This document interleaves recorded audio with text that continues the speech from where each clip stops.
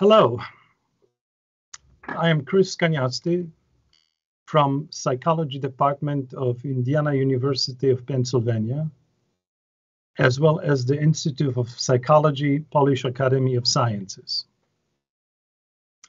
Welcome everybody to a webinar Strefa Psyche Uniwersytetu SWPS, conducted today in 3 different time zones. Good morning, Hawaii. Good afternoon, Americas, and good evening, dobry wieczór, Poland and Europe.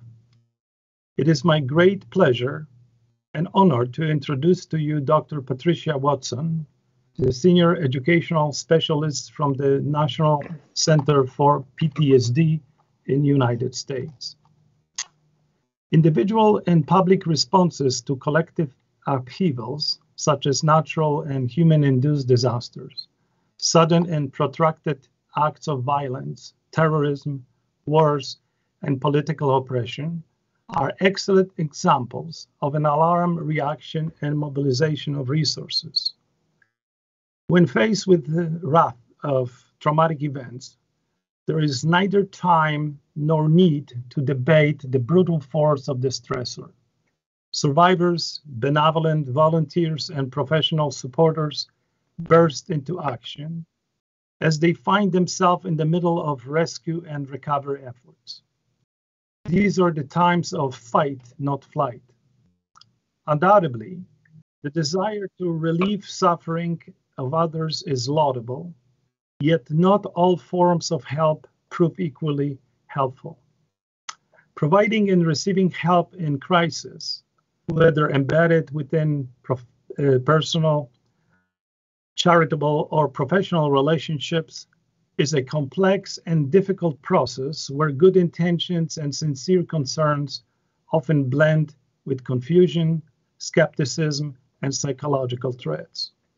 In fact, the list of factors undermining helpfulness of assistance is as long as the list of ways making the assistance helpful. So, how can we help in a smart manner? This is a very difficult question to answer.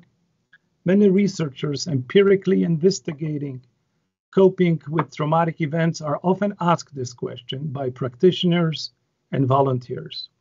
Journal editors and reviewers of publications often ask researchers to provide practical and clinical implications of our work. In the end of our papers, in a paragraph or 2, we attempt to offer some basic ideas, more or less useful and refined. In other words, all we do is to provide rocks, initial steps that need to be transformed into diamonds by thoughtful and considerate, practice-oriented experts like Dr. Patricia Watson. Contributions of Dr. Watson in the area of disaster and trauma mental health are numerous and most significant. Patricia has been a clinical psychologist for the National Center for PTSD and a professor at Dartmouth Medical School Department of Psychiatry. She is a world-renowned expert and leader in innovative translation of science into practice programs and interventions concerning well-being and mental health of survivors of trauma and first responders. Dr. Watson has created and implemented educational materials related to traumatic stress, resilience, trauma treatment, and support for those in high-stress occupations. She has authored and co-authored many works related to assessment of PTSD, disaster mental health, peer support, and self-care in high stress jobs, burnout, provider resilience, moral injury, and most recently pandemic response. Patricia's work ranges from across all domains of trauma mental health areas, from very qualitative, practical, pedagogical, to very empirical and quantitative.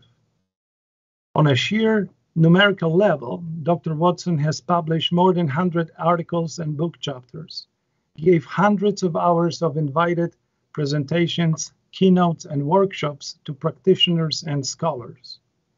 A quick search of any of the computerized citation databases would show that Patricia's prolific output has been cited thousands of times. Dr. Watson's work manifests robust scholarly creativity, staying true to the tenor of meaningful clinical practice and science, mixture of challenging theory, societal problem solving, and a genuine concern for people. Quite simply, I believe Patricia is one of the most original and influential scholars and practitioners in the field of individual and collective experience of traumatic stress and coping. During our webinar, next to your video stream, you can see on your monitor a chat window where you can place your questions for Dr. Watson, as well as exchange comments. I will relay your questions to our speaker during the presentation and in the end of it. So welcome, Patricia, and thank you very much for being with us today. Thank you so much, Chris. That introduction was a very good example of why I love this work, because the tenor of the beauty of the way Chris introduced me, I think highlights the work that all of us have been doing, including you, Chris, over the years. We have worked together with many groups of people. What I'm going to be presenting today is based on work that many of my dear colleagues at the National Center for PTSD, the National Child Traumatic Stress Network, and many other colleagues around the world have brought together through expert panels and research and, as Chris said, qualitative studies. So I truly hope that it's helpful for you. This is probably one of the more significant and stressful events that people will be working in as helpers. So I hope that what I present today is helpful. So I'm going to be talking about a model that the National Child Traumatic Stress Network and National Center for PTSD pulled together many years ago after expert panels, after looking at the research, to try to help people determine how to help those who are involved in a wide array of different adverse circumstances. And the model is intended to be used particularly in the early phases, after and during people are involved in disasters, conflict, war, that type of thing. So move to the next slide, please. This model we titled Psychological First Aid. And as I said, the model aims really to try to bring everything that we learned from research, as well as things that we learned from interviewing people who had been involved in disasters and conflict, talking with experts who'd been on the ground and about their lessons learned. It's very, very hard to conduct research in the immediate aftermath of something like a disaster or in the middle of something like conflict. So in many ways, we had to extrapolate. We had to pull together information from in many different ways. And our goal, really, when you bring it down to the basics, brought me back to everything that I had learned as a child from my parents and grandparents about being kind and helping people through difficult times. So the model really aims to help people establish safety and security, to connect people to resources, to reduce people's stress-related reactions, to help them cope better, and to enhance what they naturally bring to the situation in terms of resilience. Next slide, please. And we pull this model in at a time when you're going to be applying it in situations with refugees, which I think is worth noting before I go into the model. Because when you're working with people who have come out of a conflict or a war situation, you're dealing with people that have already been through long-standing conflict many times. They're still in the middle of ongoing threat, whereas this model often is applied post-disaster. In your circumstances, people are going to be in the middle of a very chaotic circumstance, And not only are they in it with themselves and their families, they're concerned about people who aren't with them at this point. They've often been exposed to different ideologies and economic deprivation and hope and false hope, thinking that things are going to be better and they're not. So you're going to be meeting with people that in many ways are highly traumatized and or have experienced loss, have experienced confusion, and it might be difficult to engage with them because of all of these things. Next slide, please. We know that there are many risk factors when people are involved in conflict. You certainly will see traumatic stress. You'll certainly see that they've been potentially exposed to long periods of exposure to extreme events, deprivation of their basic human needs for shelter, for safety, for even food, that type of thing. Some of them may have been exposed to intentional violence or torture. Some may have been exposed to human trafficking. So you will probably see a wide range of people in terms of what they have experienced prior to meeting with you. We know that many of them will be facing the separation from family members and friends and from their home, having lack of access to resources. Many of them have had barriers to migrating and getting where they are when they're with you. And some may have experienced the feeling of stigma or backlash against who they are as a people. And there may be also cultural barriers that you have to deal with. Next slide, please. So there are no easy answers to all these risk factors. We know that the people in front of you will need certain things, and hopefully many of the actions in psychological first aid will be helpful.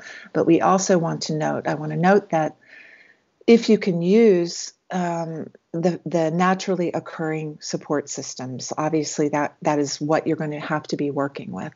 And if there are people who are particularly helpful at talking with you about cultural barriers, about language barriers, you may need to understand the Ukrainian culture in general, because it may be different than your culture, and apply what you know.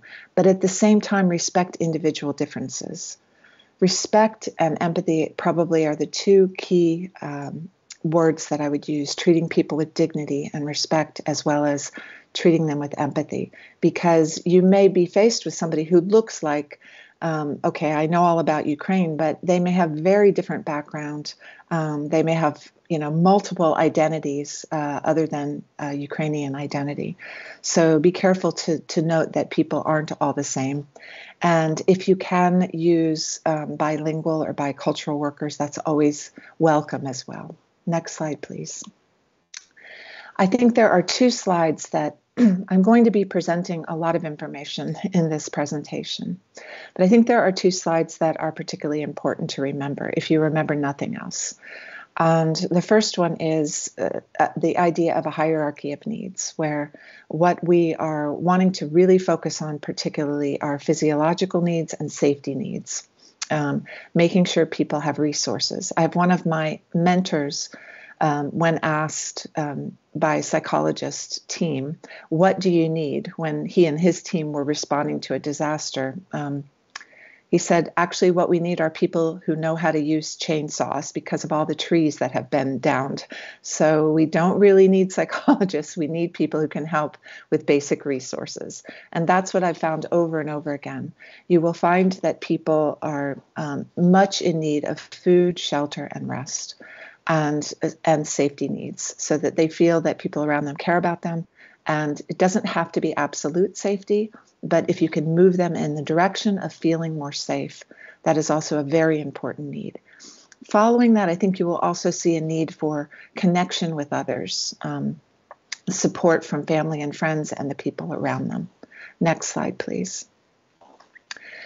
So many years ago, we brought together a panel of people from all around the world to talk about guidance and what we could provide for people who were in the middle of ongoing adversity.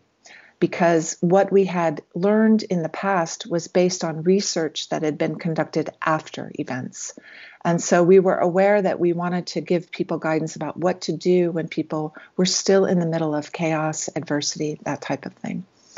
And this panel of people were a combination of researchers and people who had been on the ground in multiple types of disasters and conflict. And after presenting the research and talking about it, after listening to lessons learned, we came up with 5 what we called essential elements that seem to be related to people having better recovery through many different types of adversity. And so if you remember nothing else other than this slide and the last slide, it will be helpful for you, because I've seen this work in many different types of conditions.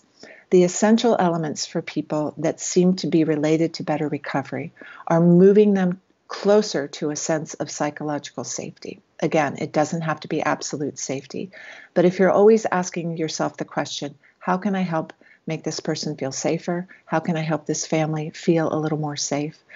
Then you're moving them in the direction of recovery. We know that when people are feeling threatened, biologically, their body is flooded with different types of chemicals. And if we can break that cycle even a little bit, it moves them towards being better able to recover. We also know that helping calm people down, both in terms of public health measures with large groups, where you're informing them about what's happening, when you're helping them to understand where the resources are, as well as individual interventions where you're speaking with them with empathy, you're helping them get connected to resources. If you can move them towards greater calm, that's also related to better recovery. Sense of connectedness, social connectedness, as Chris well knows, is one of the strongest social support protective factors when it comes to people going through situations of adversity. And what we're looking for is for people not to have, multiple sources of social support, but just that they feel supported. It could be by having family or friends close by. It could be by having caring individuals and helpers working with them that help them to feel supported. But it does tend to be one of the strongest protective factors in the early aftermath and in the middle of adverse events. We also know that when you can move people towards a sense that they have the ability or the skills or the resources to get through an event, it means they have a greater sense of self-efficacy as well as collective efficacy. They can feel like, okay, we can do this, or I can do this, because they have the resources and skills to do it. So that's another factor that's very important in moving people towards recovery. And last is the factor of hope. Hope is a very broad term. It could mean for some people religious faith. It could mean for others their values and their philosophy about life, their sense of meaning.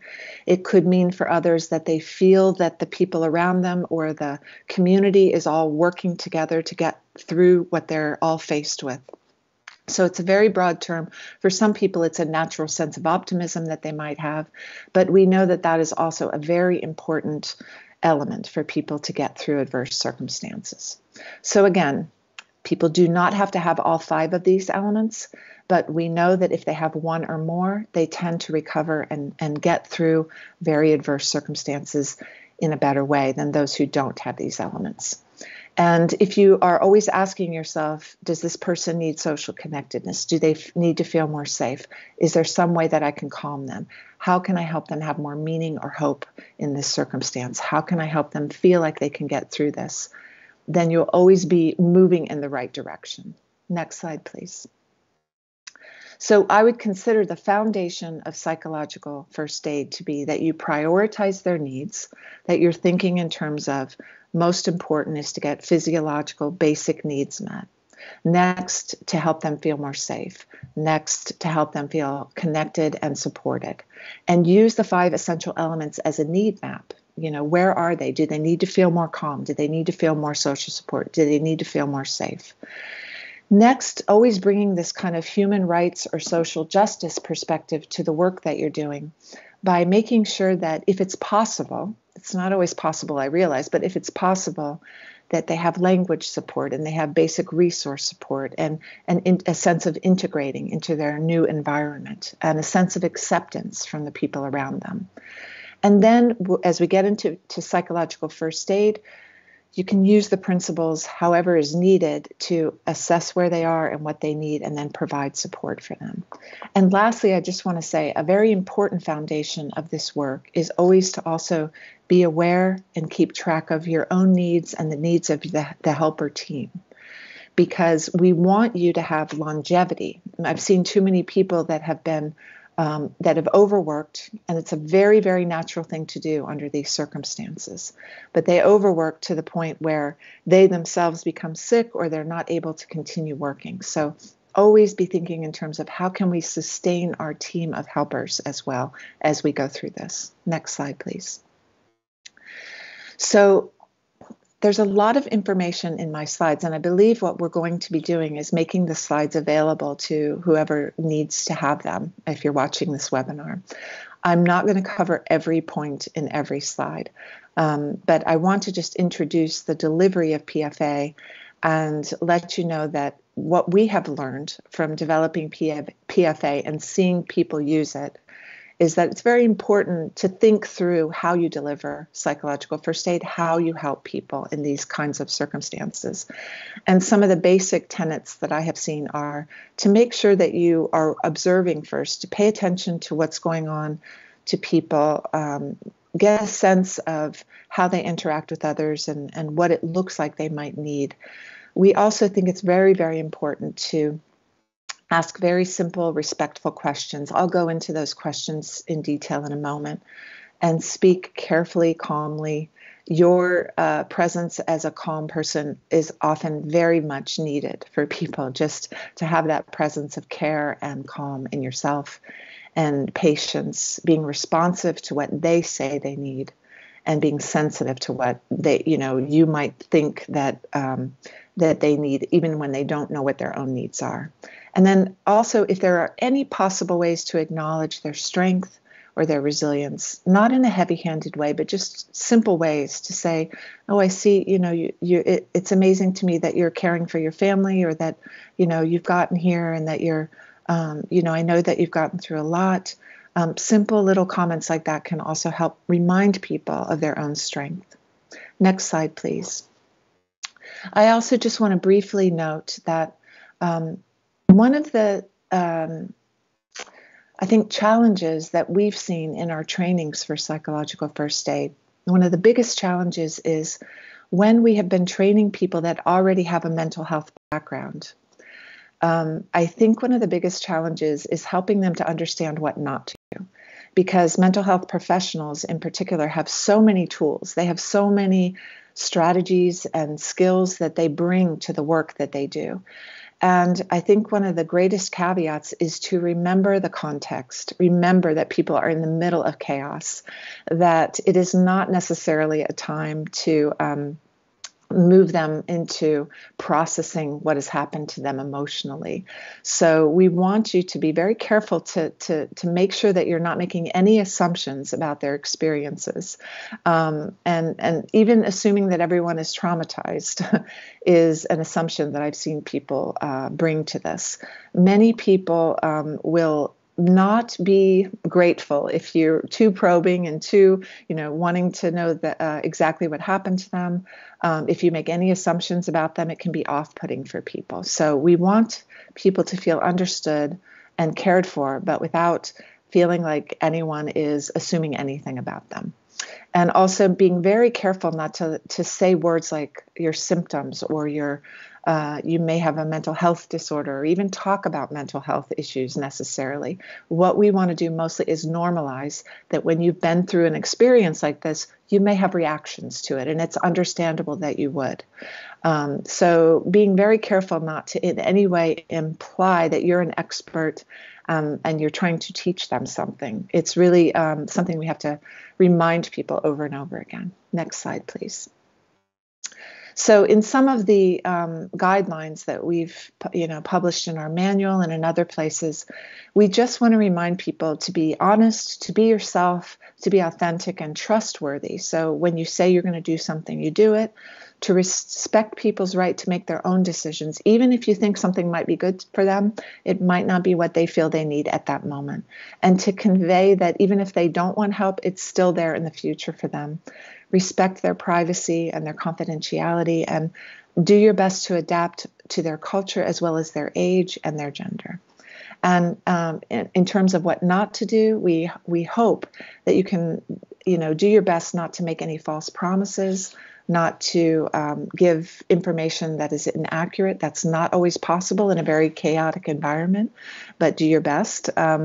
Not to exaggerate what you can offer to them so that they then become disappointed, or to in any way look as if you're forcing help on people. You may find that many of the people you encounter do not want to talk or do not want to interact with you, and that's understandable. They've been through a lot and they may just want to stay with the people they know.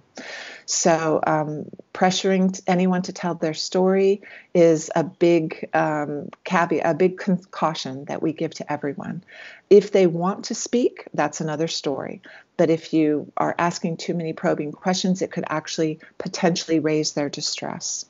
And we know from looking at some of the research on flexible coping strategies that when people are in the middle of chaotic environments, they prefer distraction to diving into processing what happened to them. They prefer not to focus on what's going on inside of them. It's a very fine line, because later down the road, processing we know is important. Talking about and integrating what happened to them is important. But in the immediate aftermath, it may be a time when they just want to distract and focus on what's needed for them and their family and friends in the moment, and not delve into the past. So be careful not to judge any actions or feelings. Be careful that if you are sharing stories with others, that you're doing it in a respectful way, only in the service of getting help for people, and not in any way exploiting your relationship. I know the last two seem very far-fetched, that you would exploit your relationship or ask for money or favors, but we add those in because that is an experience that some people have in situations like this, unfortunately. And because of it, people may not trust. So we just put that in to be very clear. Next slide, please. So psychological first aid, we think that there are many beneficial attributes of the people that provide help in circumstances like this. I could probably just not mention any of these and say the most important attribute is that you want to help, that you care enough to help, because it's not an easy job. So that is most important.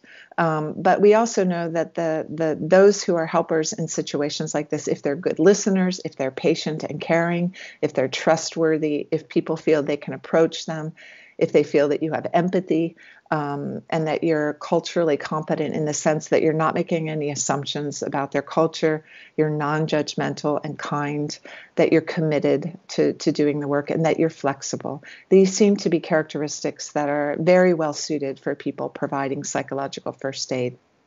It doesn't mean that you have to have all of them. And if you're a person who has some but not others, this is why we recommend working in teams. So one person might not be flexible at all, but they might be very well suited for one particular job, and others, might be suited for other jobs. So you sometimes can find your niche and realize, okay, I'm great at listening, but I'm not so great at X, Y, or Z. So let's work in partnership with other people, and each of us can find our own strengths. Next slide, please. So getting into the model itself, before I do that, I want to just check and see if there are any questions that we've received. Have any questions yet? Okay, so thank you. Thank you. Okay. So now I want to just start to get into the psychological first aid model. And in this model, and there are many different psychological first aid models. So you may run up across ones that have fewer core actions and ones that have, different core actions. But I think all of them have very, very similar basic tenets about helping others and providing resources for them. Ours has 8 core actions because when we were working with our teams of people, we felt that these core actions each had their own place and each were important in their own way.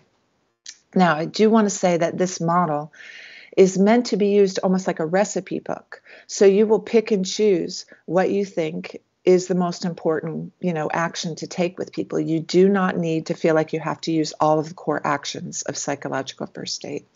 There are a few that we see are probably going to be used with everyone. For instance, the first one, contact and engagement. You'll need to engage in contact with everyone.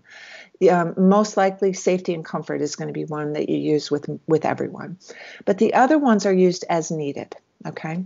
So let's get into the first core action. With contact and engagement, you may wonder, like, why would you have to write about this? It seems kind of obvious that we're just going to be, introducing ourselves and helping people. But one of the reasons we added this was that after we developed the model, it did not include this. And we talked with people about it, and they said, for many mental health practitioners, this is not something that comes naturally. They're used to having people come to them, and the relationship is already established because a person has sought them out for help. In disaster environments or in conflict environments, it's less likely that somebody is going to come to you for help. So we wanted to give some basic guidance about the fact that you may need to outreach. You may need to go out and introduce yourself. You may need to ask permission to talk with somebody because they may not want to talk. And you also, I think it's very important to explain why you're there, what you're doing there. As you can imagine, the people that you're going to be working with have faced many people in their journey, some of whom were trustworthy and others who weren't. So it's important that you explain your basic objectives. And another very important way to engage with people, excuse me, is that you ask about what their most important needs are, and you aim to meet those needs. And that in and of itself will establish a connection and establish your trustworthiness. Next slide, please. I would say the key points about contact and engagement are to observe first, especially if you're in a shelter environment or if you're in a room full of people. Because one of the things that we have been very clear about in our writing about psychological first aid is that this was not a model that we developed with the goal in mind of that everyone needed psychological first aid. In general, what we found is that everyone needs provision of resources, and everyone needs education about what's going on around them. But psychological first aid was meant for people who particularly might need some extra support, okay? So observing, making sure that you're looking in an environment for the people that seem to need more extra support is what we would recommend. Otherwise, as a helper, you may end up becoming overwhelmed, feeling like, oh no, I don't have time to offer psychological first aid to everybody. And that's the case. We don't expect you to offer psychological first aid to everybody. We expect you to choose people that might need extra support. So when you're doing your engagement and contact with people, you would observe if it looks like somebody might need extra support, you introduce yourself, you remember that their culture might be very different from yours in the way that they receive you. You remember not to engage with people who don't seem to want to engage. You get permission to speak. You know about resources and how to get resources or refer them to resources. You identify things that they might immediately need, and then you facilitate access to water, food, shelter, whatever it is that they need. So those kinds of very practical actions will show that you care and that you want to help, and will help you engage with people. Next slide, please. And I added a series of slides here just for people who feel like, I don't know how to get into conversations with people. I don't know how to even have conversations about what it is they might need. So I'm not going to go over each one of these points in the next few slides, but they're meant to be a resource for you if you feel like a person wants to talk or that you want to have a conversation with somebody but don't quite know how to get into it. So we know that when you listen actively, for instance, that with the way you stand, your body posture, your eye contact, maybe that you need to sit down if that person is sitting so that you're on the same level as them, that you're attentive and that they're silent so that they feel room to speak, that your facial expressions and gestures are welcoming and warm, and that you use different types of questions. So Next slide. Closed questions are very simple questions. Are you feeling safe? Are you aware of where to go to get help? Did you eat today? Are you here by yourself? Is there anything I can do? So it could be yes or no answers to these questions. Next slide. The open-ended questions are questions that will allow you to get more information if they're open to speaking. How are you today? What most concerns you? What are your immediate plans? How can I help you? And those may begin a conversation with people. These are just a sampling of questions. You can use your own questions in the way that feels best for you. Next slide. I also added some information in this slide set about ways to expand upon conversations. So we know that when you reflect back the feelings that a person is saying to you, it can be very helpful that they know that you're listening to them. So it lets them, know that it's okay if they're expressing emotions, that you're taking in what they're saying, that you're just commenting on it so that they know you've heard them accurately. And paraphrasing is just repeating back what they've said. And so if somebody tells you what they experienced and what they need, you just say, okay, so what you're telling me is blah, blah, blah. You just repeat back with no interpretation, okay? And again, it just lets them know that you heard them accurately, okay? And it allows them to confirm what you heard. It also allows them to provide additional information if they realize, oh, I didn't give them enough information. Next slide. So I've added a few sentence starting points for reflective comments for people that aren't used to, learning about active listening. So there are things like, a person tells you something and you might say, it sounds like, or from what you're saying, I can see how you would be whatever. It sounds like you're saying, or you seem really, and you might give them an emotion or a feeling. You can also use reflections to help correct what you're taking in. Like, tell me if I'm wrong. It sounds like, or am I right when I say that it seems like? Okay, so next slide.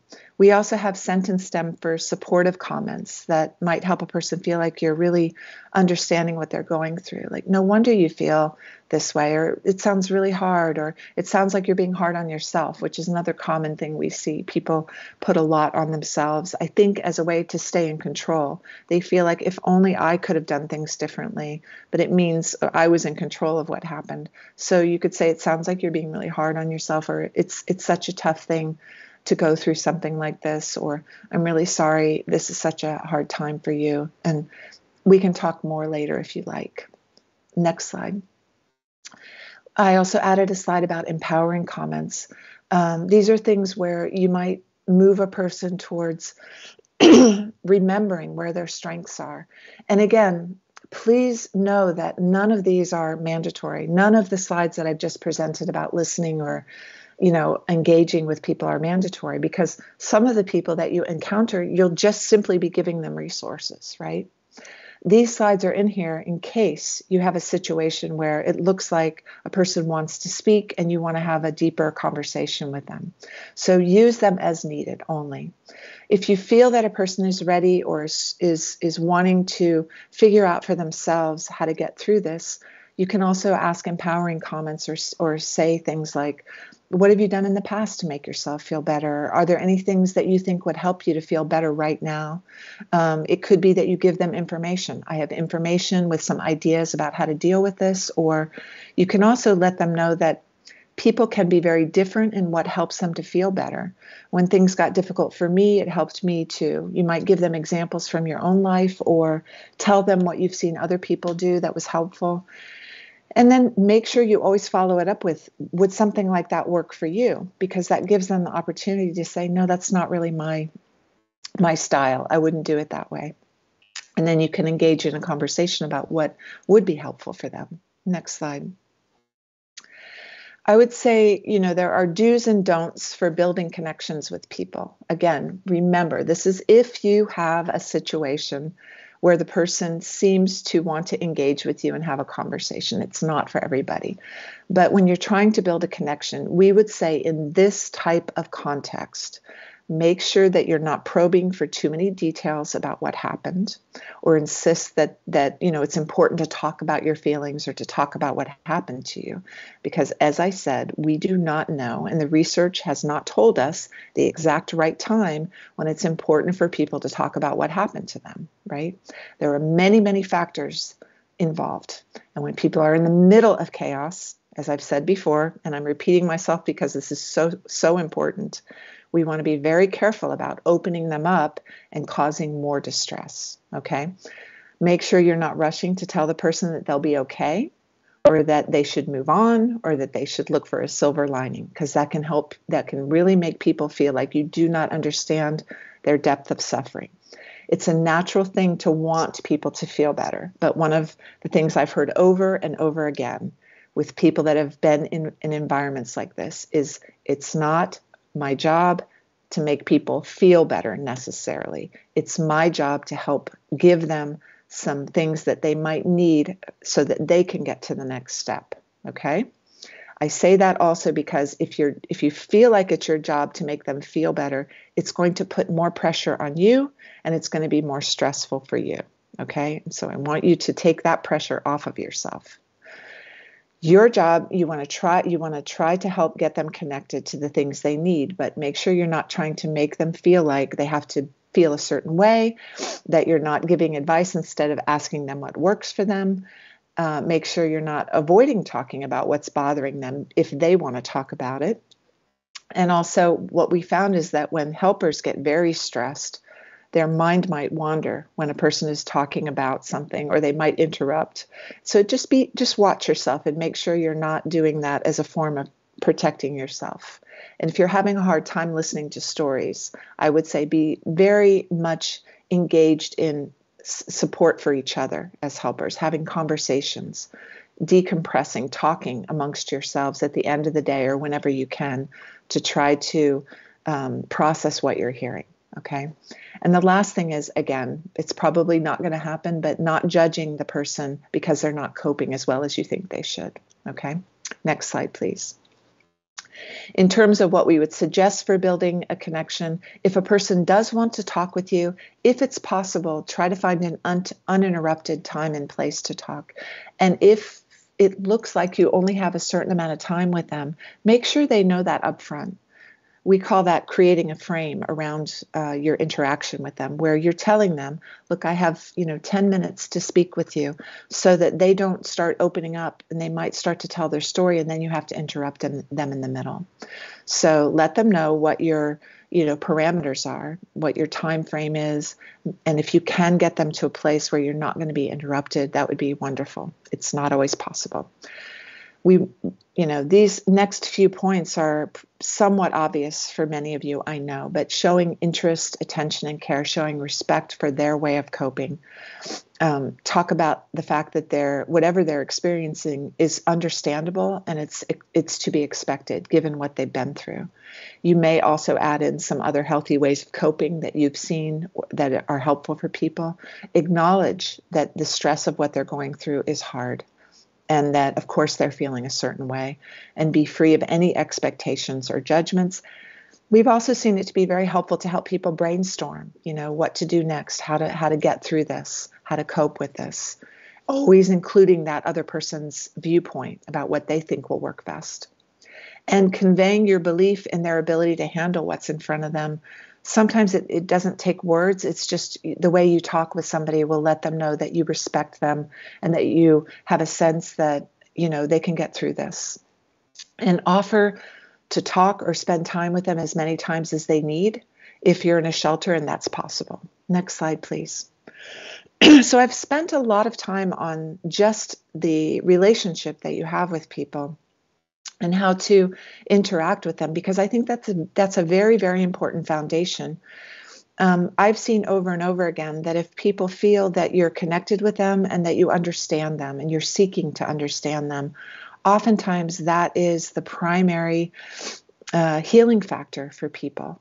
But I'm going to move now into our other core actions. The second core action is safety and comfort.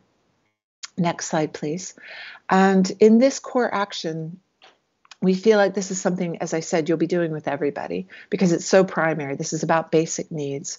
You're going to want to ensure their physical safety as much as you can. I realize it's not always possible to be 100% safe in environments like this, but you're going to be providing information about any kind of response that you're giving, any kind of response that your team is having, what activities are available, what services are available.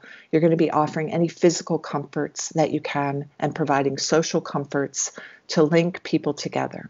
It could be that you could say to somebody, oh, I know of somebody else who lived in your area and they're over here. Would you like to meet them? Or it looks like there's a group of people who are talking about similar things. Let's get you connected with them. And so you could, be a person who helps bring people together. If it's at all possible, we want you to try to protect people from things that might be reminders for them. That could be that there's a particularly a graphic news broadcast that's on that they're all watching. And it could be that you distract them or remind them that if certain newscasts are very distressing for them, they may want to turn away or only watch a little bit per day. It could be that if people are bringing wounded individuals in, that you make sure that especially children, but others who might be negatively affected by that are moved to a different area from where you're bringing the wounded by. But anything that would involve protecting them from things that might increase their distress is what we're trying to focus on with this core action. Next slide. So I would say our key points for this core action are that there are different types of safety and different perceptions of safety. So here's where your conversations with people are particularly important. If you can establish a connection with them and find out whether they're feeling safe, then it helps you not make any assumptions. You may look at a circumstance and feel like, okay, people are safe. They've got their shelter. They've got their food. But you may, after having a conversation with someone, realize that any interaction they have with people who look like others who have hurt them in the past is not going to feel safe for them, right? So different types of safety, just try to determine what makes one person feel safe versus another. Comfort is also something that's variable for people. For some, a blanket is comforting. For others, food. For others, information is comforting. And take care when you're giving information to do exactly the opposite of what I'm doing right now, which is I know I'm giving you a lot of information and it's probably overwhelming to some of you, but do your best not to overwhelm people with too much information. Kind of ease your way into it. Give them what's most important first. And if they seem to want more, then you can provide more. Finding out what they feel they need is very comforting and it helps people feel safe. Offering comfort is often a very important way to connect with people. And there's what we call an informal rule. So it's 80% listening and 20% talking. One thing I do know from looking at the research on stress is that people are less capable, they have less capacity to take in information when they're under a tremendous amount of stress. So for any of you watching right now who are feeling like, I'm not going to remember what she's saying, it's okay, because I know that many of you are under stress yourself right now. So take in what you can, maybe review the slides or the notes later, and realize that the people that you're going to be helping are maybe even more stressed and less able to take in information. You may have to repeat yourself. You may have to provide information in different ways. Next slide, please. I want to make a note and a tip of my hat to our colleagues at the National Child Traumatic Stress Network about the importance of working with children. And there's much information in our psychological first aid manual, and there's a Ukrainian version of the psychological first aid mobile application that I'll talk about at the end of this. But I won't be able to cover all the wonderful information that they incorporated into this model for children, but I want to make a few points about children. If you are working with unaccompanied children, it's going to be very important to ask whoever is around about basic information. That child may be too young to provide you with basic information, but if there's anyone else who could, get to, try as much as you can to get that information and to notify whoever it is who's in charge of working with children immediately. And again, also provide basic needs, try to determine who's going to be supervising these children, and as much as possible, let the children know what to expect. Again, they may be too young to be able to give that information, but if they're a little older, let them know, here's what we're doing every step of the way, and let them know why you're doing it. Okay. And then plan to have some supervision at all times, some monitoring until the child is with either, appropriate authorities or some family member or friend. Next slide, please. We also have information in psychological first aid about talking with people who are acutely bereaved. And it's not enough information. I'm going to say that right now. But what I will say is that here is where all of the people that I've spoken with who've been involved in immediate response have said, we cannot make these people feel better. What we try to do is let them know that anything that they're experiencing right now is understandable. It's okay to talk about the person if they want to. Inform them that they'll probably have waves of sadness and not to be surprised by that, waves of anger, even waves of loneliness. Just to give them that information if it seems appropriate so that they don't add to their suffering by being hard on themselves about what they're experiencing. Okay. Many people don't realize that this type of grief is complicated. It's not the same type of grief as when you have a family member who's an older person and you're expecting them to die and you have a period of time to say goodbye to them. That's a different type of grieving process. With this type of a grief, it can be mixed in with post-traumatic stress symptoms, and it gets complicated. And so some people may even feel numb.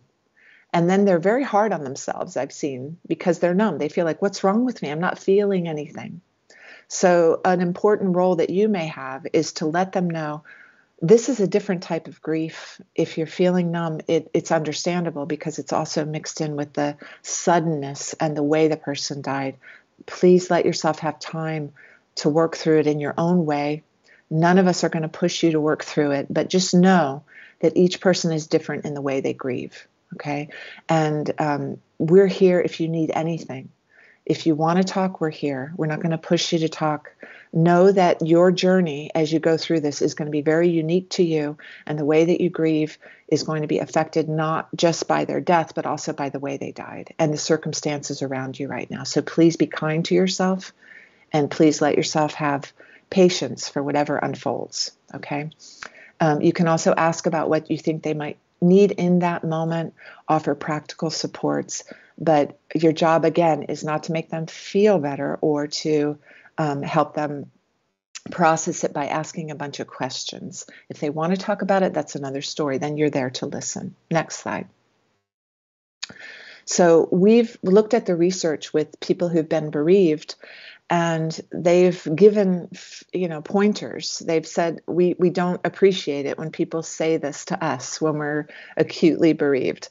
The people that have been bereaved themselves have said they don't like it when someone says, I know how you feel, or it's good that they passed away quickly, or it was their time to go. I know that most people do this to try to make people feel better, but it actually makes them feel worse. Or even, let's talk about something else because you're afraid they're going to be too upset, or it's good that you're alive, right? Most people that are acutely bereaved say this makes them feel like you're trying to feel better yourself, and it denies their suffering. So what they prefer is that you're just there. You listen when they want to talk. You don't try to stop them from talking if they want to talk. That you just let them come to some of these, like that it's good they're alive. They let them come to that themselves. Don't try to impose that on them. Next slide, please. And I also just want to note that, our team also wanted to include a little bit about spiritual issues, religious issues that might come up with people who are grieving. They may want to talk with somebody who's a specialist or a chaplain or a priest or a minister, because for them, grief is very, very closely tied to their religious faith or their philosophical beliefs. And so don't expect that you're going to be able to provide that for them, but do your best if you can to see if you can have somebody there who could provide that for them. And if they're talking about grief in the context of their own religious beliefs, also do your best not in any way to say or do anything that might make them feel that you're judging them for their beliefs or that you're contradicting them or correcting them. And if they want to pray or meditate or make some ceremony to give meaning to their loss, then your job might be to help them find a place or a way to do that. Next slide, please. So I want to see if there are any questions about either contact or engagement or safety and comfort before I move into the next. I understand there will be more questions at the very end. Okay, great. And one thing that someone asked, Yolita asked, if there will be a link to the manual and other resources at some point. I suppose you will. Absolutely. Yes, that's our hope, that the providers of the organizers of this will be able to take the manual and the slides and other resources, a link to the mobile app, and we'll make that available for you, because there is a lot more information in our psychological first aid manual than I'm able to convey today. So I would encourage you to read that if you can. Thank you. You're welcome. So the next core action is stabilization. And I would say that this core action is one that you're probably going to be less likely to use than some of the other psychological first aid actions. But if you do need to use it, it's very important. So the goal here with this core action is to calm and orient people that are either emotionally overwhelmed or distraught, or looking like they're dissociated and kind of in another world or out of it. Next slide, please. So I would just say the key points for this are that your presence itself can be of help to people who are experiencing distress. So the way that you breathe, the way that you stand or sit, the way that you're relaxed versus, maybe leaning into their space, or maybe you're anxious and it shows, slower talking, more calm in the way that you are with people. That in and of itself can be very calming for people. I repeat again, most people will not need stabilization, even if they're crying, even if they're upset, okay? So it's not your goal to stop anyone from crying. It's your goal to just make sure they're not becoming overwhelmed by it, or they're so distraught that they're in danger of feeling worse and worse because of their own reaction.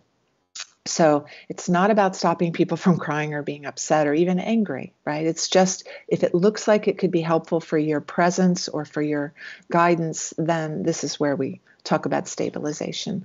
We know that people will react very differently to what they're going through.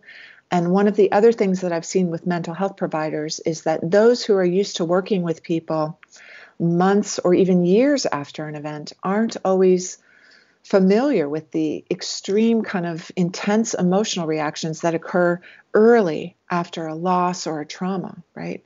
And so they think that, oh my gosh, I have to help this person calm down. Not necessarily. Sometimes those what appear to be extreme reactions are a natural part of the healing process. And so your goal isn't to stop them necessarily, okay? So you probably want to take your cue from that person or the people around them. If it looks like they're escalating and it's distressing to the people around them, that might be where you come in.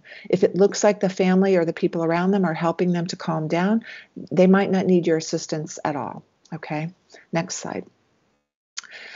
Some of the signs that they may need stabilization are that they're, exhibiting these strong emotional reactions that feel like don't have any support from people around them, or they're uncontrollably physical. They're, throwing things, or they're wandering, searching frantically.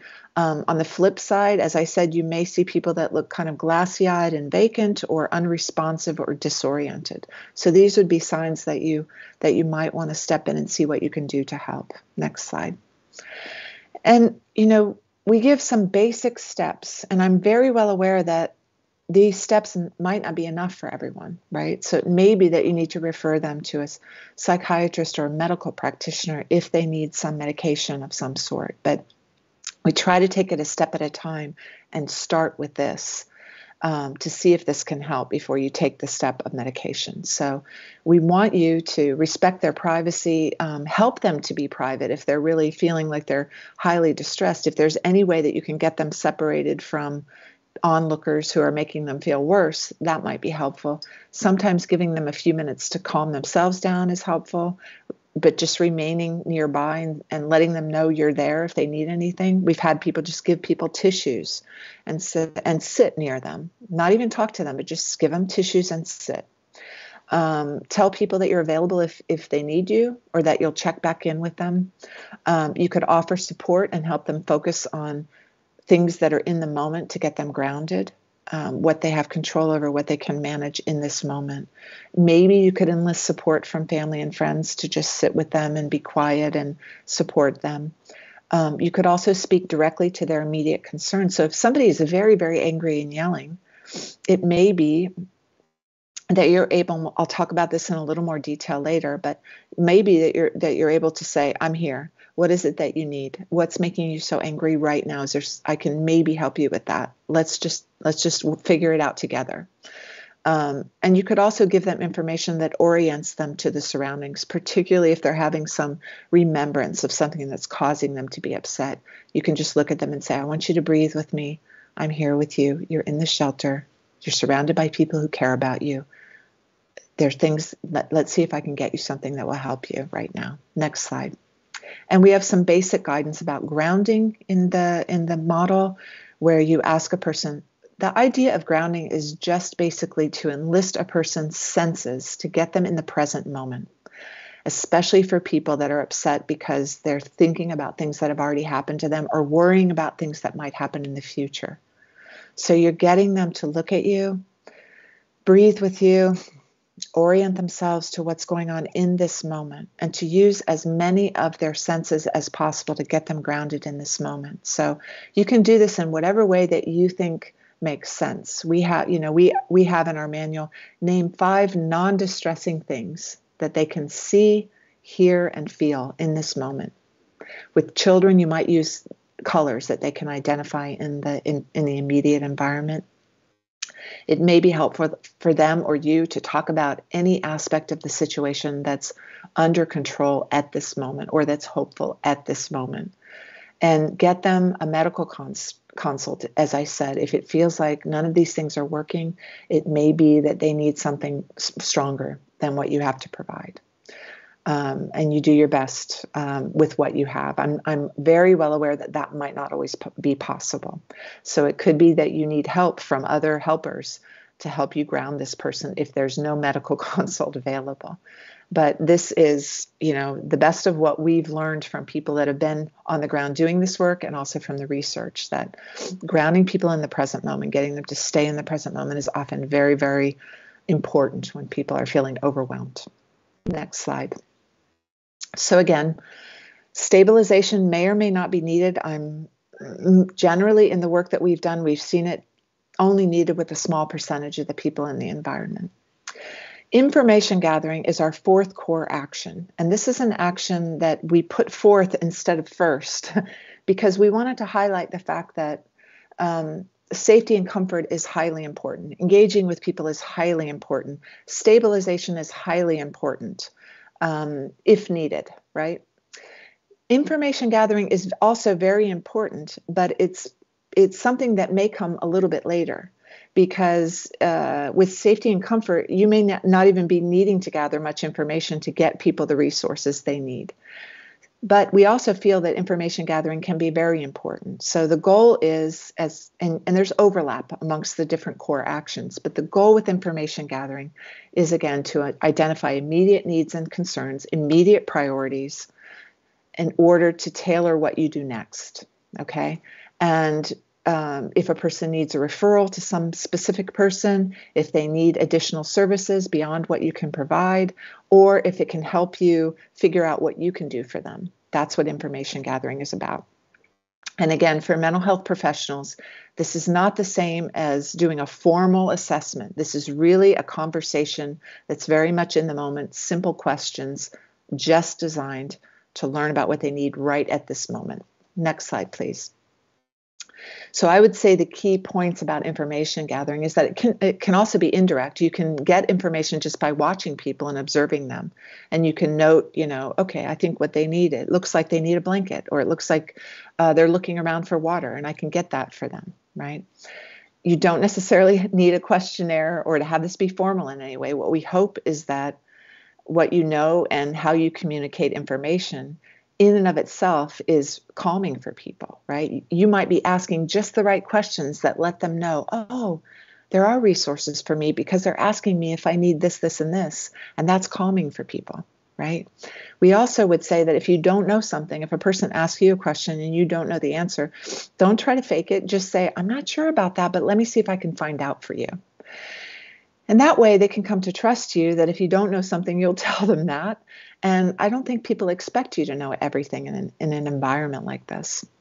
You also, again, think in terms of this hierarchy of needs, determine, what their immediate needs and their safety needs, particularly determine that first. As you listen, if you have a conversation with them, also, if you can get a sense of the strengths of this person and the resilience of this person, that's also important information. One of the things we've seen quite frequently is that naturally in shelter environments or situations where large groups of people come together, oftentimes natural resilience will come to the surface and people will end up supporting each other. So if you get a sense that the person you're talking with has particular skills or abilities or experiences that could be helpful to others, and they're wanting to share or help, that's a great way to empower them, to have them feel like what they're doing has meaning for others. Oftentimes people, when they help others, feel like, okay, I have some purpose. So that's another important thing to listen for. Next slide. Some of the content areas that we included in our intervention are based on research about risk factors. So if you can, get a sense of, if they're talking about what happened to them, if you can get a sense of, the nature of what they've experienced without, again, probing for too much detail, that can sometimes help guide you to get a sense of, okay, this person or this family might need more because they've experienced so much. And so if I can get them connected to additional resources, I think that would be helpful. Again, if they have a loss situation, deaths of loved ones, or if they're concerned about upcoming events or the current threat, if they have separation from others, that we know is also a risk factor. If they have family that are still separated from where they are, if they have a history of physical illness or mental health conditions, or if they have current physical illnesses or mental health conditions or need for medications, right? Some people might be diabetic or have other medication needs. That's a risk factor as well. And also, get a sense of the different types of losses they may have experienced. Again, these are not areas where you have to ask everyone these questions, not at all. This is just kind of a map for you that if you're having a conversation with someone who seems to be able to engage with you and want to talk more, or they have greater needs, these are things to be thinking about as risk factors. And however it feels that you can get this information in a way that's not intrusive could potentially be helpful to guide you in your efforts. Next slide, please. So just a note about clarifying experiences. And I know I've harped on this many times. I've repeated myself about this because it's so important. So we want you to avoid asking for a lot of in-depth description about potentially highly stressful experiences. Follow the lead of the person that you're talking with, not pressing them to disclose details about highly distressing experiences. But if they want to talk more fully, tell them, if you have time for it, great. If you don't, and they're starting to open up and just talk about in great detail about what happened to them, you may sometimes need to stop and say, for right now, we're trying to get a sense of what your needs are in this moment. And there'll be a time and place to talk in more detail. I promise you, one of us will come back. And when we have more time, we can come back and listen to you. But right now, we're just trying to get a sense of what you need in this moment. Make sure, again, that if they want to talk, that you're not letting them open up and then having to shut them down. And we also have seen for people in shelter types of environments that one of the things that's frustrating for them is that they feel that people come around and the same questions are asked over and over and over again. And for them, that is stressful. So we want to avoid doing that. So any question you ask has to be very much tied to immediate concerns, immediate needs, immediate things that you can provide for them. Where you want to avoid people feeling like the people around them are just asking the same questions over and over again. Okay? Next slide. Again, I'm just with clarifying experiences. This is just more detail about what I just said. So you're going to do your best to get them connected with someone who can listen or help them if they do want to open up. Next slide, please. Okay, I'm going to just pause and see if there are any questions before we go on. I know that we're going to ask at the end, but if there's anything specific, let me know. There are actually several questions, but I think it will be better if we address them after, because they're very general and they relate to many core actions that you already discussed. So. Okay, thank you. That's great. That's great. Okay, so our core action number 5, I think, is one of the core actions of Stress First Aid that is the one you're going to be most likely to use. Okay, this is practical assistance. It links back to that comment that I made about the provider that I know who said, send people who know how to use chainsaws to cut down trees, right? Practical assistance, basic human needs. This is, I would say, if you can provide this, one of the most important things you can do for people early on. Okay, so a part of this is helping identify what they feel they need, clarify that, and help them to also plan for getting resources, because you're not always going to be able to provide those resources for everyone. Again, we're also trying to preserve your health.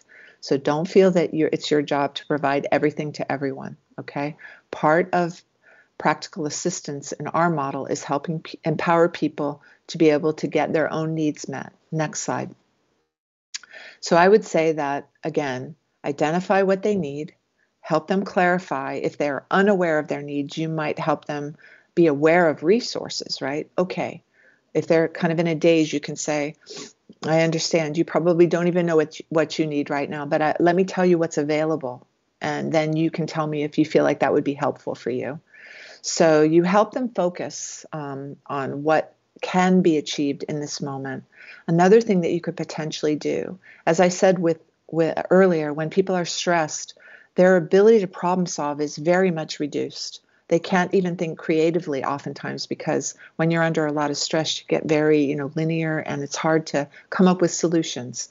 So what happens oftentimes is then people feel overwhelmed. The problems just seem so big, they don't even know how to start.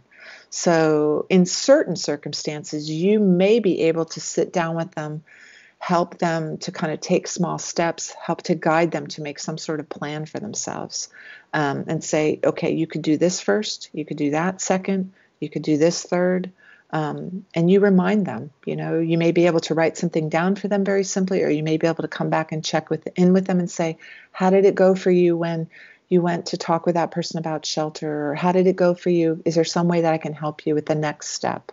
Okay, so if there are certain aspects of the situation that can't be solved immediately, you may be able to help them prioritize and figure out what things are within their control.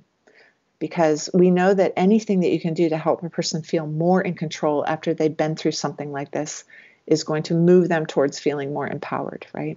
For some people, it's just a matter of controlling their own breathing. That's the only thing they can control. Or controlling the way they think about this might be the only way that they can control something. It's all, what they do within themselves. But for others, there might be very simple practical steps that you can help, and say, okay, I do know that we can get you this, and here's how we can do it, or here's how you can do it. Next slide, please. So practical assistance to me is probably something you'll be doing with everyone. Connection with social support. Again, there's overlap with this core action, because actually you providing support is social support, and it's an umbrella over everything you do. So that's a form of social support. But we wanted to pull this core action out because you also may play a role in helping get people connected to their preferred social support. You may be able to enhance primary support You may be able to get people connected with others in their immediate environment. For some, especially, I would say with this core action, if you're with people for long periods of time, you may be able to talk with them about what obstacles there are to getting social support for them. Next slide, please. So our key points with this is that if you can help in any way, identify people who could be supportive to them. That would be one of your roles. It may be that you can help them identify their needs and who they're most comfortable with in terms of social support and how they could approach them. So you may be helping them get a phone line, or you may be able to help them figure out where information is coming in about family that's left behind. You know, oh, we have a person who's organizing a board that puts the names up of everybody who's coming in. So let me get you connected with them. If you're in a shelter and you're able to spend more time with people, you may be, as I said, be able to get them connected with people around themselves who are dealing with similar issues, and that might be a form of social support.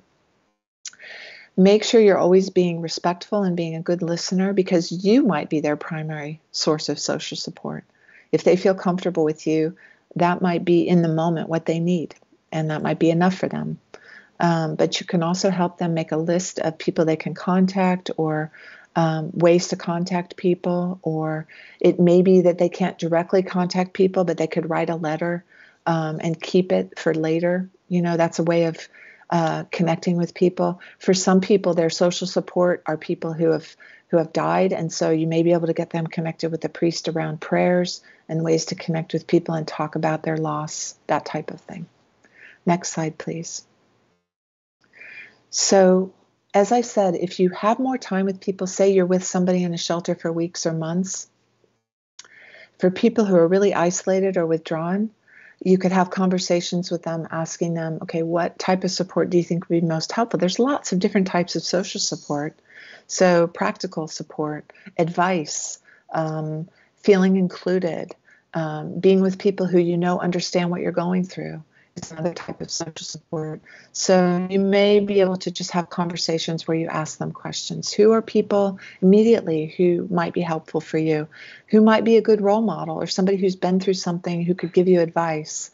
What would you like to discuss or do with people? Or what's the right time and place to approach somebody for support? Some people might be wanting to give support to others, and you could help them with that too. What's the best way to do that? How can they do that?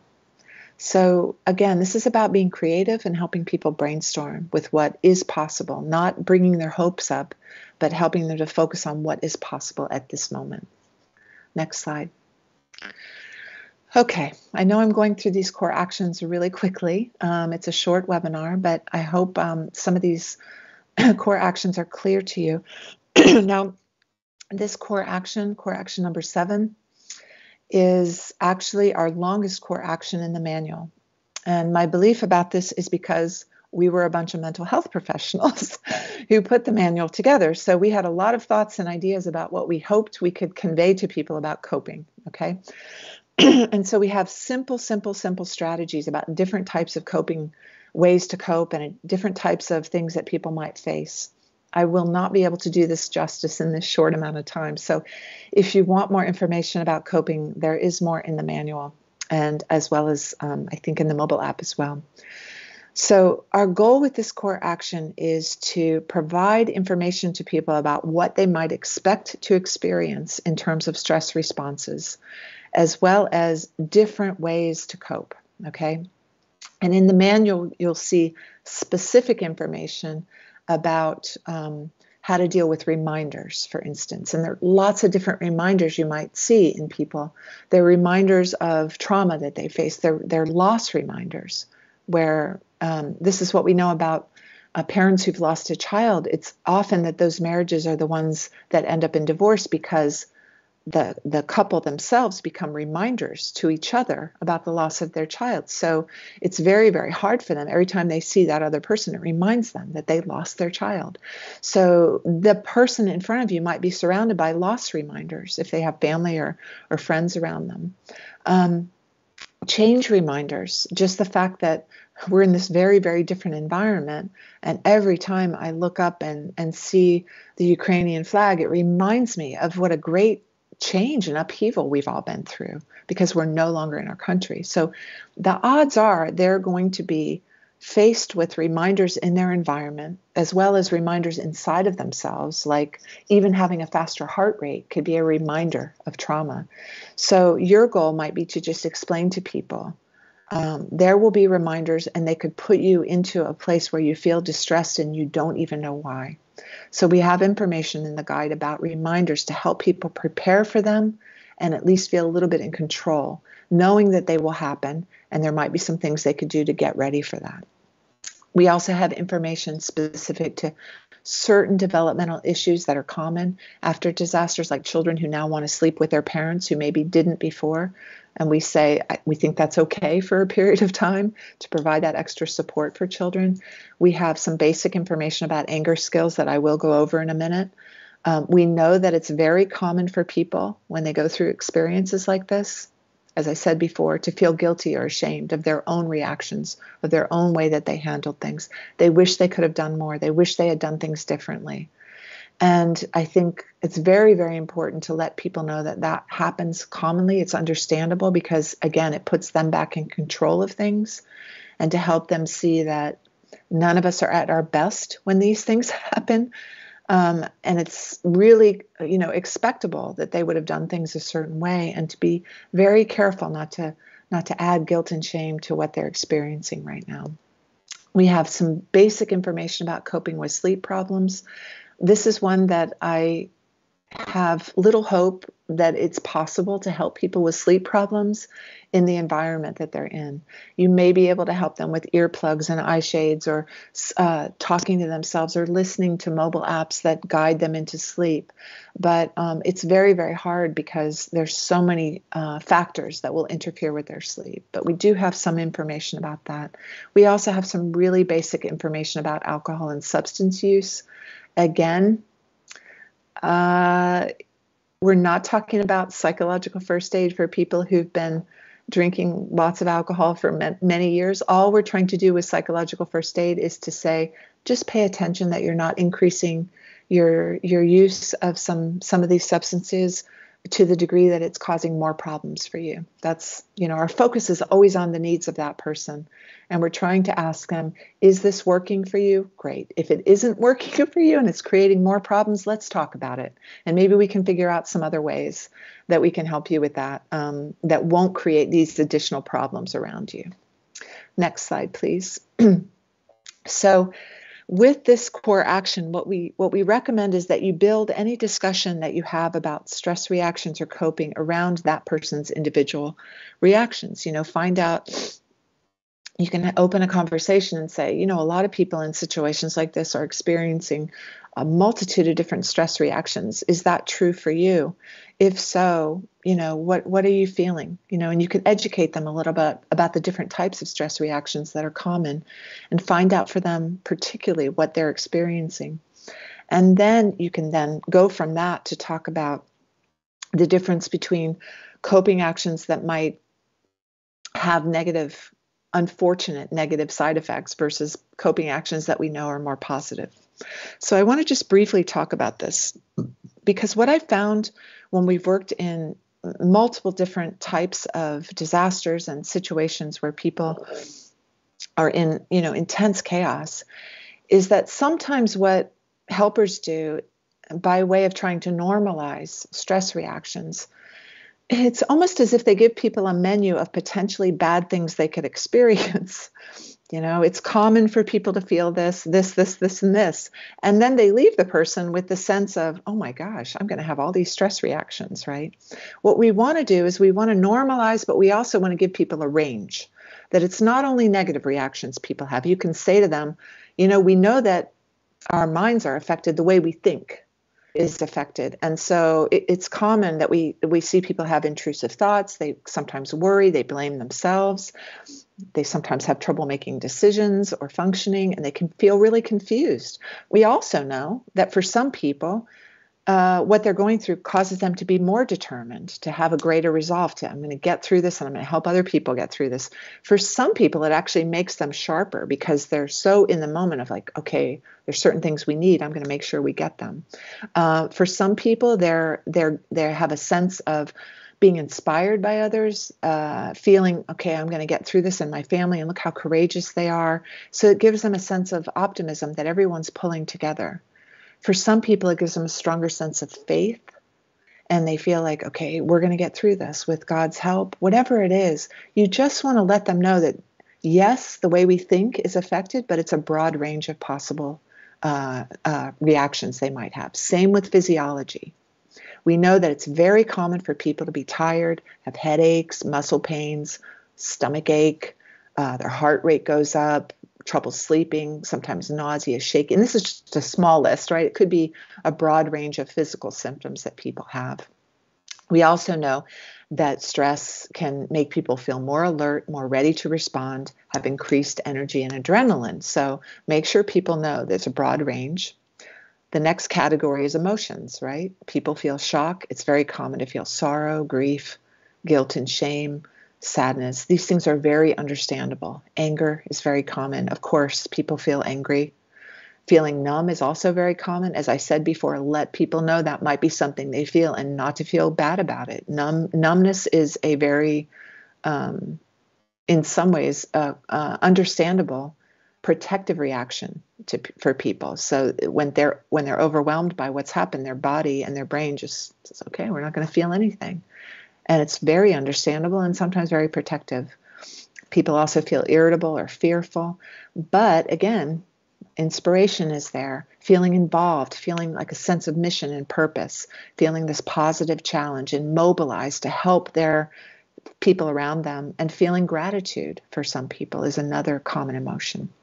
And lastly, socially, we know, and Chris, I won't even try to go into this because you're the expert on this, but socially, we know that it's very common.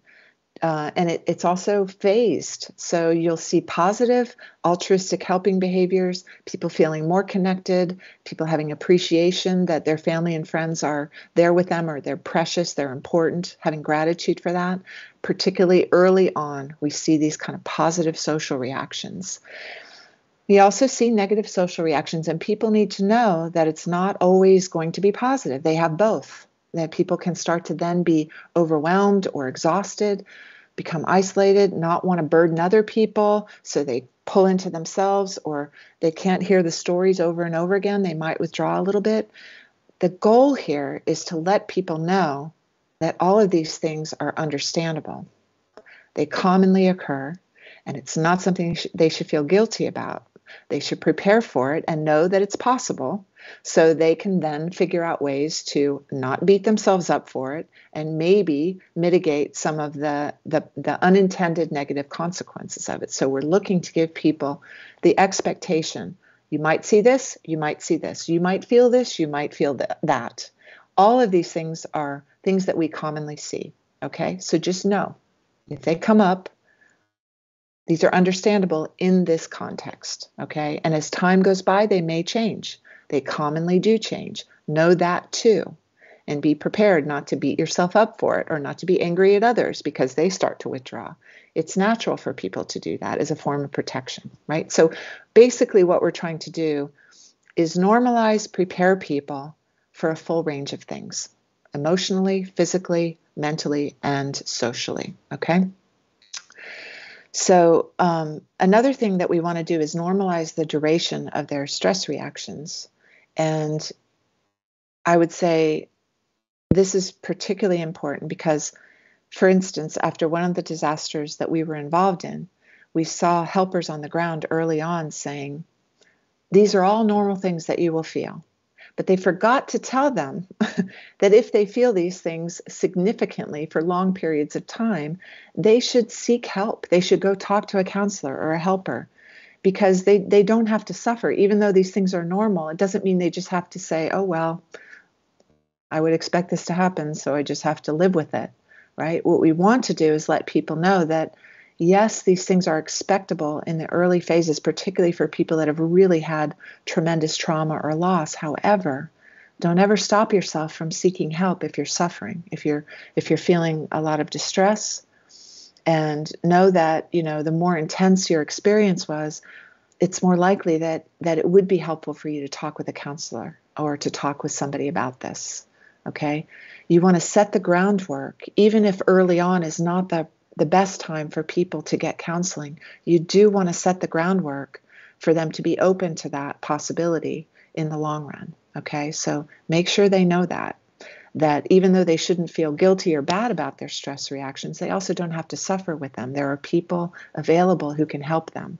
And these are people who are trained. And we know that if you catch some of the post-traumatic stress reactions early on, you can prevent this kind of spiral downward that happens with people who are trying to cope on their own, not able to, and other things start to kind of fall apart over time. So we want to set people up to seek help if they think it will be helpful for them, and let them know that we think it will be helpful for them. Next slide. So I just want to briefly talk about, I actually don't like the word negative coping. I wanted to couch this by saying what this means is that people naturally cope in different ways. Some of those ways of coping can have unintended negative consequences, right?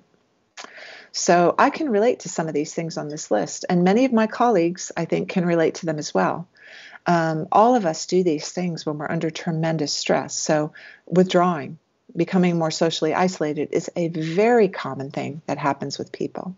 So we're not trying to tell people, oh, this is a negative way of coping. What we're trying to do is say, just pay attention. Some of the ways that you cope might be fine. And if they make you feel better, great.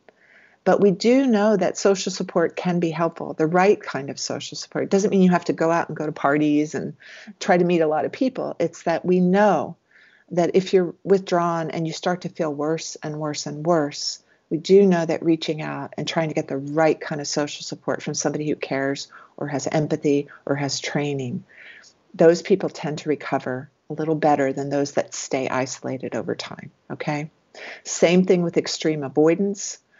Naturally, as I said, it's natural for people to have numbness and not want to talk about things that make them feel more distressed. But we also know that over time, if they continue to do that in a very extreme way, they don't want to think about or talk about anything.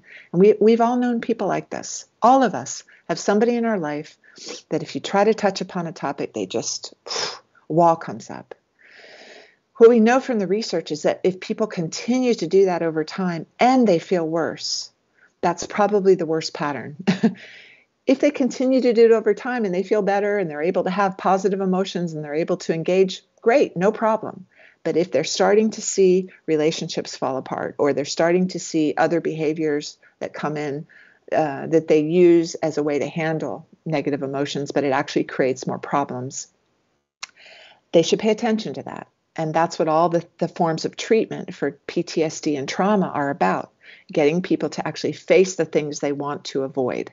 We know that that's one of the primary healing mechanisms of PTSD treatment. So again, while we don't want to push people to do it necessarily early on before they're ready and when they're in the middle of chaos, we also want to let them know that over time, if they engage in any of these behaviors on this slide, isolating themselves, extreme avoidance, workaholism, because that's their only thing that they can do and it keeps them from thinking and feeling, strong anger and violence. It might make them feel stronger and empowered, but over time it might also have a ripple effect. Frequent use of alcohol and drugs, or increasing alcohol and drugs to the point that it causes physical problems or relationship problems. Just know for everybody, there's this balance point. And if you can help them see that these things might be helpful to a certain degree, but if over time they cause problems, they just should pay attention to that. And on the next slide, we have more positive coping strategies that we've seen in the research seem to be related to better adaptive functioning over time. It doesn't mean that a person has to use all of these.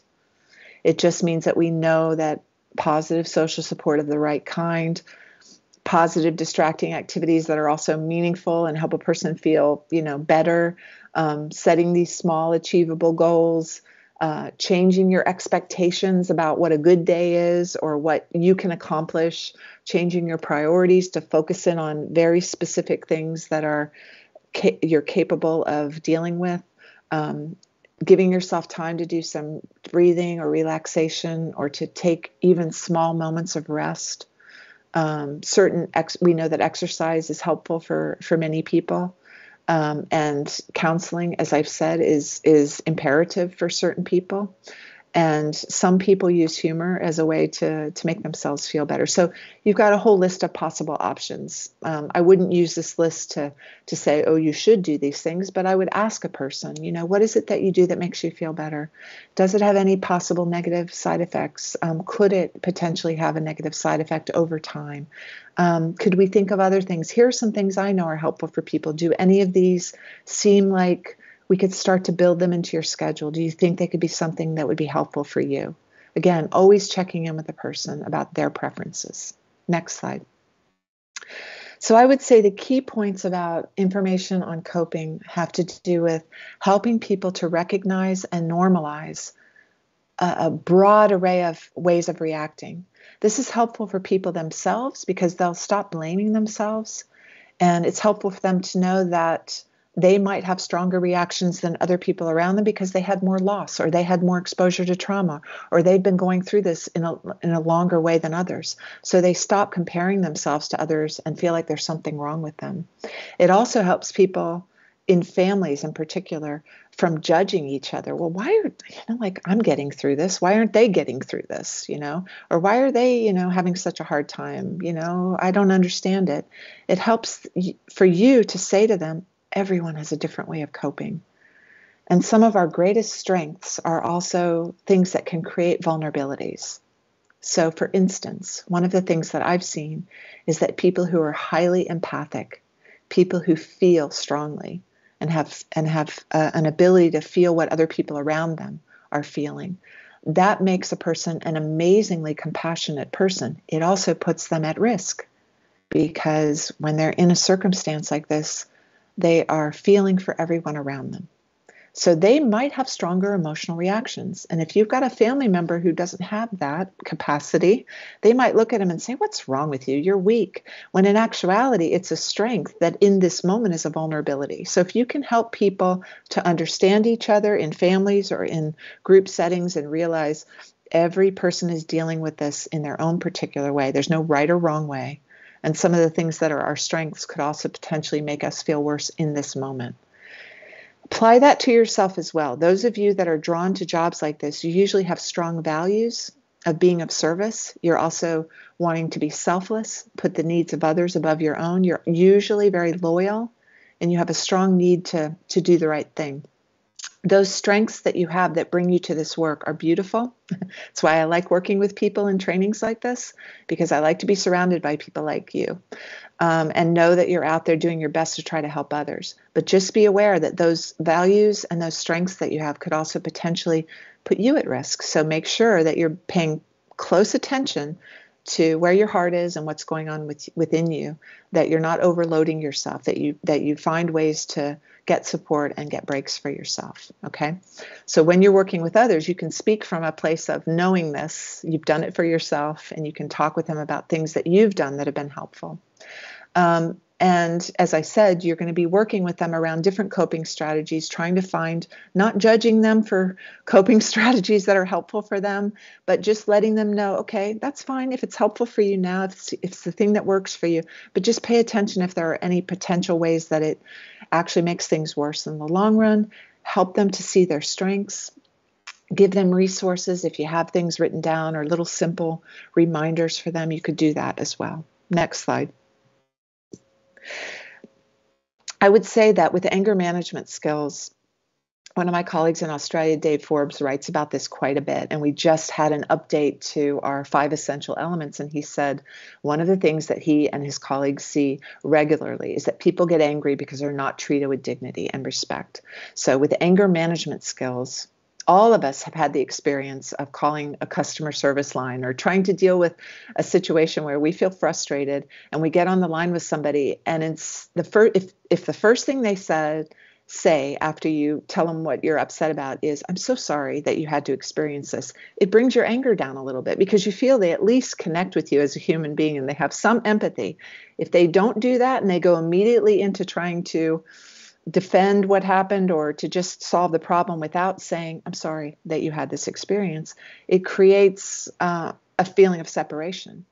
So a lot of what you could do when people are angry is to convey that you care. Okay, I see that you're angry. I know that there must be something that's really frustrating for you right now. How can I help you with that? Because clearly something's going on, and I'd like to be able to help you. I'm so sorry that you're this frustrated and you're this angry, right? Now, with anger management skills, it's very hard for me to talk about this with a large group in a short webinar, because all of us know that there are some people that are in kind of a pattern. They're angry all their lives about everything. And anything with psychological first aid is probably not going to make a dent in the pattern with those types of people that just are angry all the time, right? So I don't want to set you up for failure by saying, oh, these will work with everybody, because they might not work with everybody. These are tips that we've come up with for people that are experiencing frustration in the moment. They're not this ingrained pattern of anger management. They're just, or anger response. They're this person's frustrated and they need some assistance. So trying to help them understand, okay, what is it that you need that's being frustrated right now? What's going on for you right now? How can we help? Maybe remind them, I get it. I understand why you're so angry. I probably feel just as angry as you, but I'm also aware that the more angry you get, the more likely it is you won't get your needs met, because you'll isolate yourself with your anger, and people won't want to help you. So let's figure out a way that you can get your needs met and help you get through this without harming, your family around you, or harming your ability to get things done. You may just give them simple tips. Okay, I get that you're angry, but let's maybe take a moment to just go take a walk, take a few breaths, come back. We can talk about it and we'll try to figure out what will help. Okay. This is also particularly important in shelter settings because people irritate each other. Of course they do. They anger each other, and sometimes for very good reasons.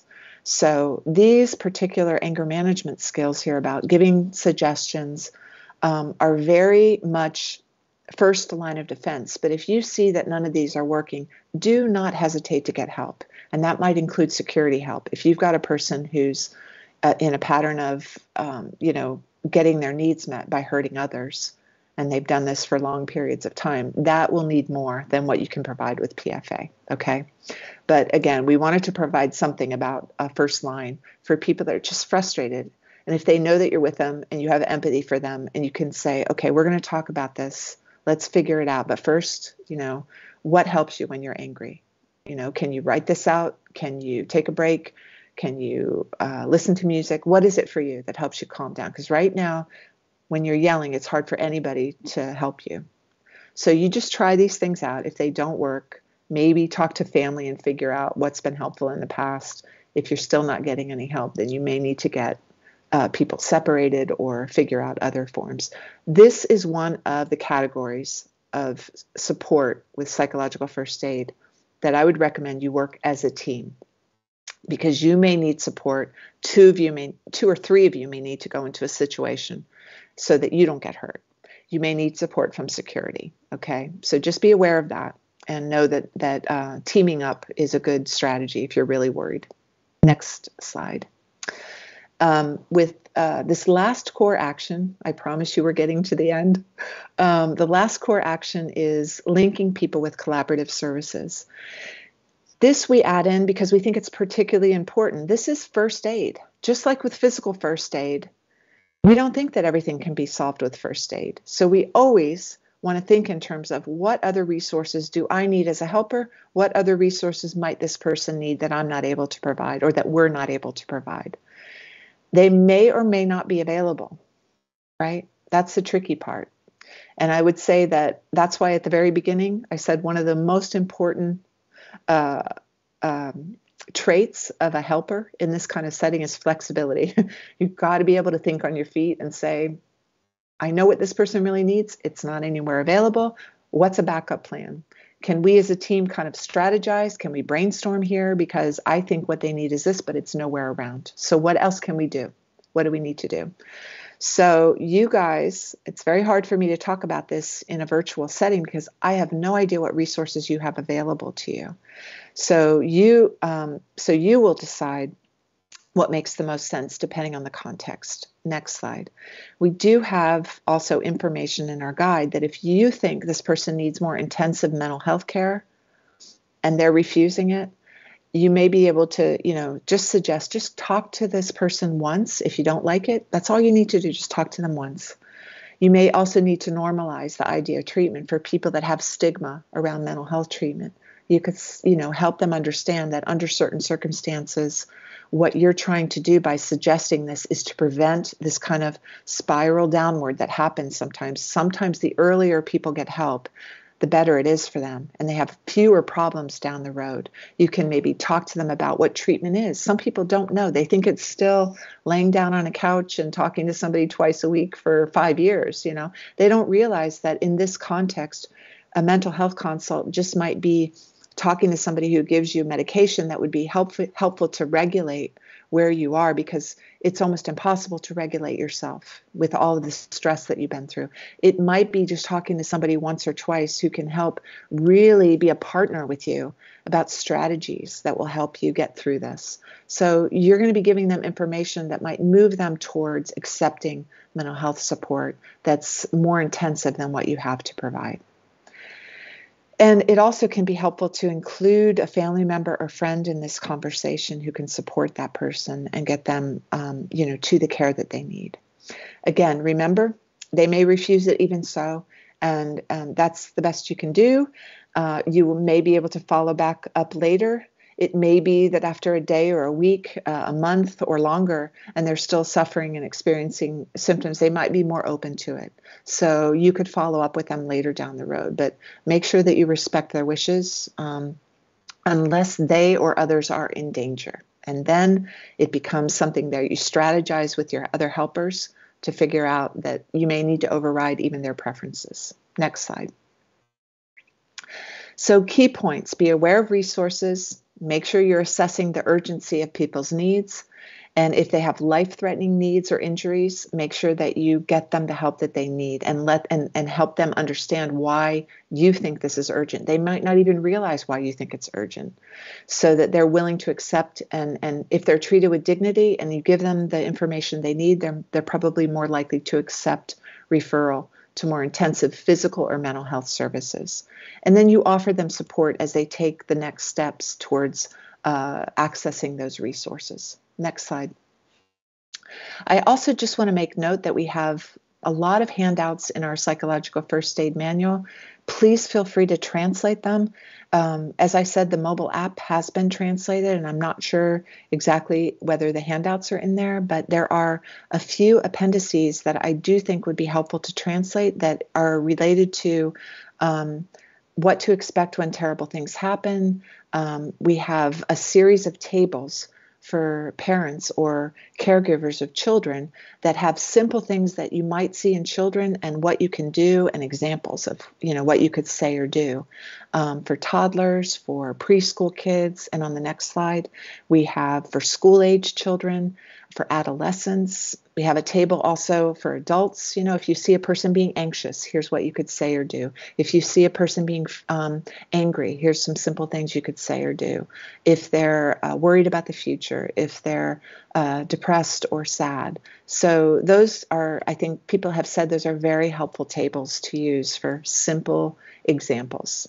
We also have a tips for relaxation and a handout about alcohol and drug use after disasters. Next slide. So I just want to summarize PFA by saying some of the key points, just to reiterate, that I think are most important is that your connection and the rapport you establish with a person is foundational. And if you do nothing other than to help them feel that there are people around who care and who are there to help, you've done a lot. There's a famous person in the U.S. called Mr. Rogers. He had a TV show for children for many years. And one of the quotes that he said was that in disasters, his mother told him, "Look for the helpers. There will always be helpers." And that, for many people, is what gives them hope. It gives them hope that they're not alone, that there are people in the world who are good people, that counteracts what they've experienced with people who have hurt them in one way or another. And so that is very foundational. And so know that even if you feel like you haven't done enough, just by being there and being of service and wanting to help and being kind and compassionate might not sink in immediately, but when that person reflects on it, they will be grateful that there are people in the world like you. Remember that your delivery should always be collaborative. You find out what they need, what they think they need, and that the timing and the context are very important. You may not be able to talk about things early on. Later, maybe that person will be open to talking, but early on, it's about practical. It's not meant to address all issues. It's first aid. So always keep that in mind, that you may need to be aware of other resources, and that you also are going to be adapting to culture, to gender. You may find that people in this culture of this gender might respond to you because of your gender. So you may need to work, again, as a team, and the right people may need to be brought in for specific individuals. Remember always that children, developmental factors are critical as well. So I would recommend reading the manual. I tried to highlight certain points, but I didn't have time to highlight all the developmental tips that we have throughout the manual. Remember to keep to being flexible and very small steps, little steps that will move a person towards progress. Okay. It's a lot like supportive coaching. Next slide. It's also about what not to do, not forcing people to talk, not bringing all of the mental health tools that you have to bear because of the context, making sure that you realize it's first aid and you do the best you can with what you have and what resources you have and what your capacity is. Another thing that I see mental health providers do is they forget that in this circumstance, one of the reasons why they can't do everything that they know would be helpful is that so many people are in need. So you have to really pick and choose how much time you spend with people and what you choose to do. You cannot do everything that you think would be helpful. Emphasize this frame. So if you know you only have a short amount of time, let people know ahead of time and gather information about needs and goals. And if it's helpful, use the worksheets and handouts. We do have worksheets as well. I'm not sure how helpful that'll be in this context, but we do. Take a look and see what would be helpful.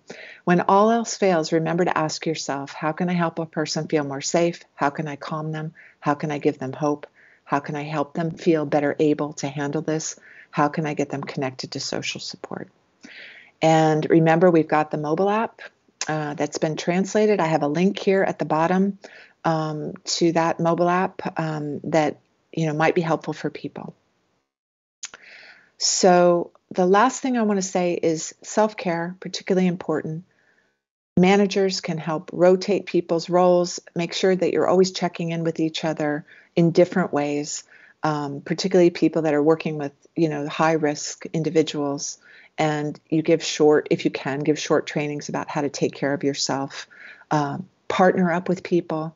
Find these moments where you can take care of yourself. Go to the bathroom and close your eyes and take a few deep breaths. Talk with others. Do your best to try to sustain yourself throughout your work if you can. I know it's almost impossible. The people that we've spoken to have done this work have said, make sure that people take care of each other because usually the helpers don't take care of themselves. So check in with your colleagues, check in with each other regularly. And pay attention if you're working too long without checking in, if you're working around the clock, if you feel like you're not doing enough, if you're taking in a lot of sweets and caffeine, which is very understandable, pay attention, okay?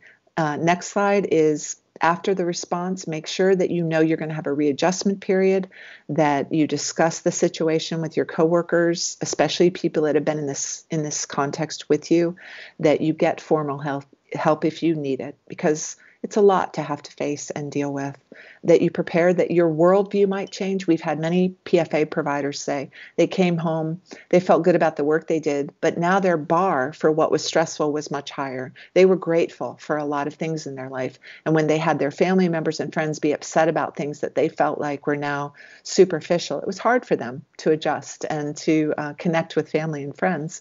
So know that you might have a change in worldview and you might have a different spiritual or philosophical adjustment to the way that you view what you did.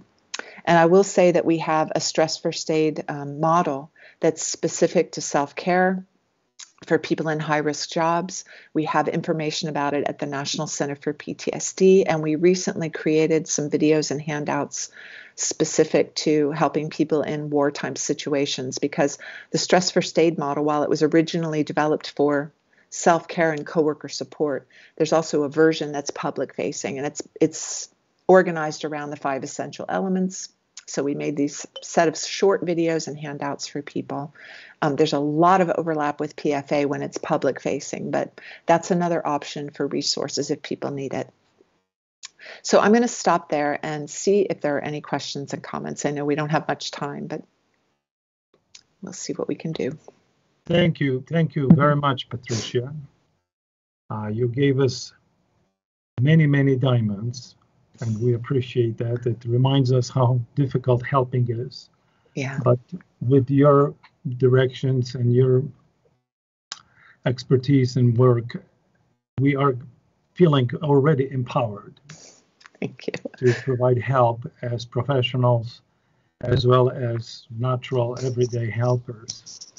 And I hope, Chris, one of the things that people take away from the presentation is that it validates what they're already doing. That's one of the things I see in my trainings a lot. You can nod your head and say, okay, I'm doing that, I'm doing that, I'm doing that. And we know that the research and the lessons learned support what I'm already doing. I hope that you take that away from this as well. I think that's exactly what's happening. Yeah. It empowers us as professional and natural helpers.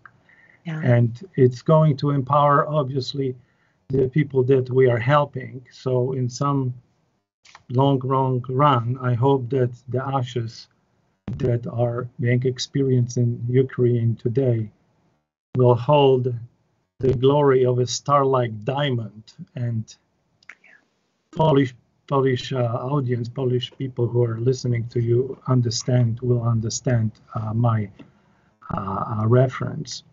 There are a couple of questions that I think I can very quickly ask, because there are many questions, but there are a couple of questions that ask, when is the time to know that you need to go beyond beyond the psychological first aid, when you have to realize that you need more support, professional support, more therapeutic support? And this is a hard question to answer, because it has to do with what resources are available. So the bar is higher for when people need additional support when there are fewer resources available, right?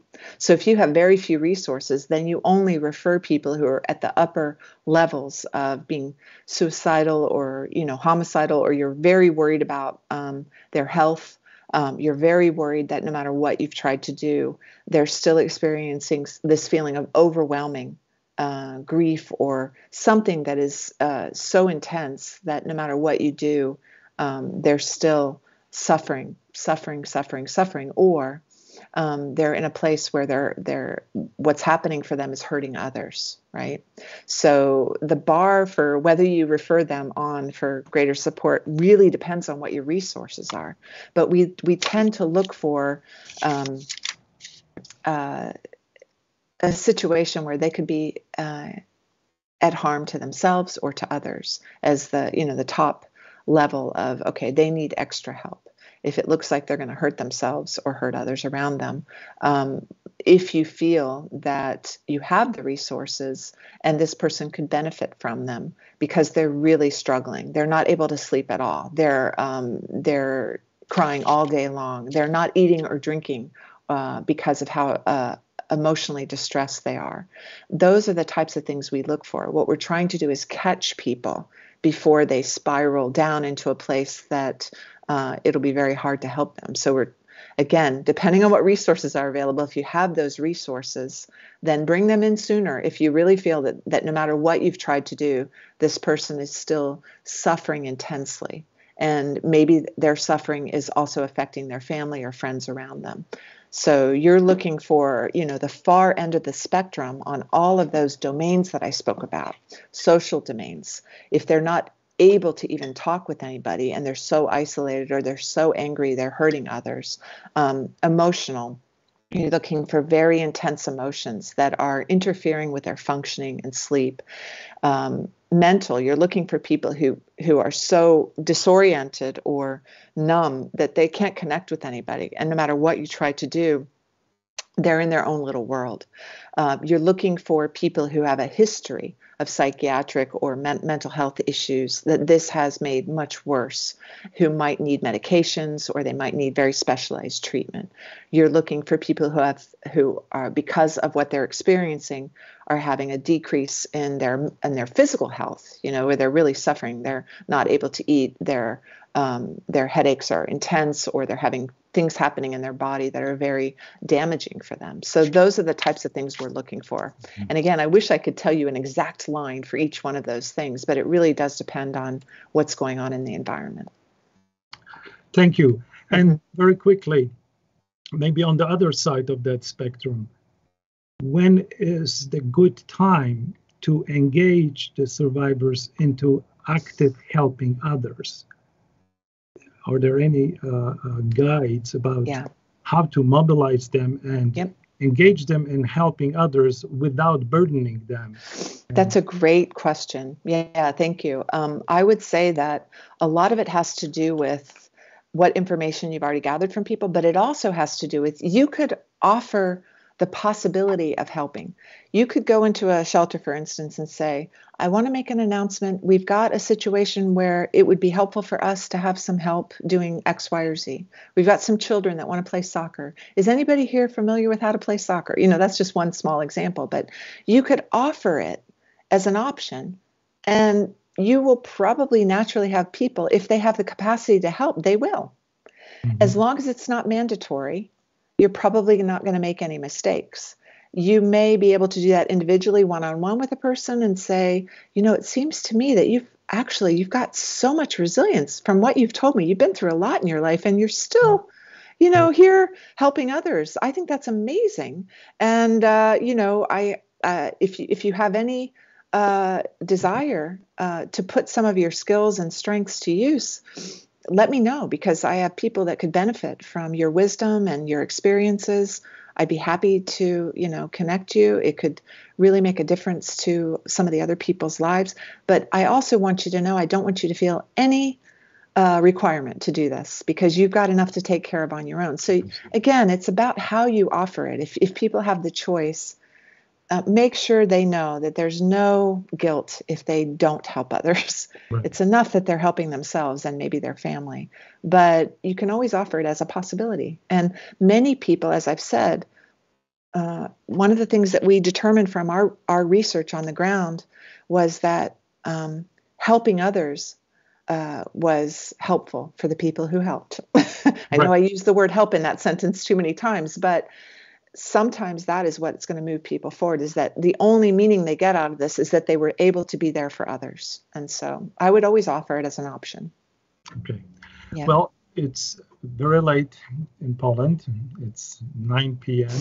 Yeah. We are at the finish of our webinar, and we would like to thank you very, very much for the 2 hours that you gave us, and a lot of wisdom that will help everybody. Thank you. And I'm sure that all the questions that were not asked can be answered if people would directly write to you emails, or basically connect with the materials that will be available to all of you. So thank you very much.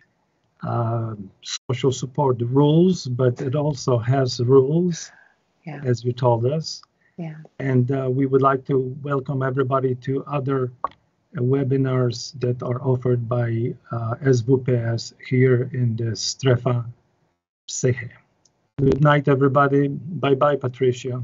Thank you. Bye-bye. Thank you so much. And I wish you all the best in your work. Thank you.